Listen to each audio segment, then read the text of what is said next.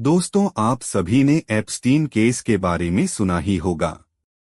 एक ऐसा आदमी जिसके संबंध दुनिया के सबसे ताकतवर लोगों से थे। एक ऐसा मामला जिसने पूरी दुनिया को हिला दिया। आज हम जानेंगे जेफरी एप्स्टीन केस की पूरी कहानी शुरू से अंत तक।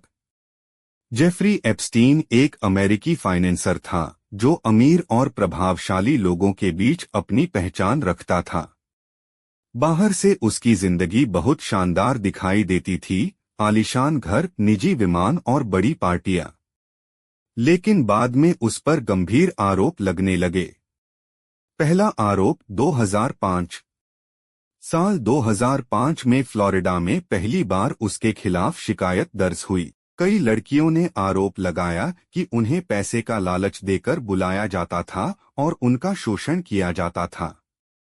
जांच में कई गवाहियां सामने आईं।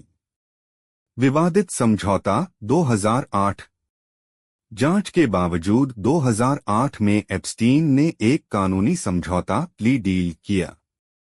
गंभीर आरोपों के बावजूद उसे अपेक्षाकृत हल्की सजा मिली। इस फैसले की बहुत आलोचना हुई और लोगों ने न्याय व्यवस्था पर सवाल उठाए। केस फिर खुला 2019। कई साल बाद पीड़ितों की आवाज और मीडिया रिपोर्ट्स के कारण मामला फिर चर्चा में आया। 2019 में एफबीआई ने एप्स्टीन को दोबारा गिरफ्तार किया। इस बार उस पर नाबालिग लड़कियों की तस्करी और शोषण के गंभीर आरोप लगाए गए। जेल में मौत। अगस्त 2019 में न्यूयॉर्क की जेल में एप्स्टीन मृत पाया गया। आधिकारिक रिपोर्ट में इसे आत्महत्या बताया गया। हालांकि जेल सुरक्षा में हुई लापरवाहियों के कारण इस घटना पर कई सवाल और बहसें उठीं। घिस्लाइने मैक्सवेल मामला। एप्स्टीन की करीबी सहयोगी घिस्लाइने मैक्सवेल पर आरोप लगा कि उसने लड़कियों को फंसाने और नेटवर्क चलाने में मदद की। बाद में अदालत ने उसे दोषी ठहराया और सजा सुनाई। एप्स्टीन फाइल्स और डार्क फाइल्स। बाद में अदालत के कई दस्तावेज सार्वजनिक किए गए। इनमें फ्लाइट लॉग, गवाहियों और अन्य रिकॉर्ड शामिल थे। कुछ जानकारी गोपनीय रखी गई या हटाई गई। इसी कारण इंटरनेट पर लोग इन्हें डार्क फाइल्स कहने लगे।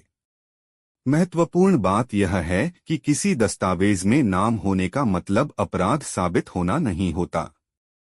लेकिन यह एप्स्टीन केस आज भी कई सवाल छोड़ जाता है। क्या पूरा सच सामने आ चुका है या अभी भी कुछ राज बाकी हैं?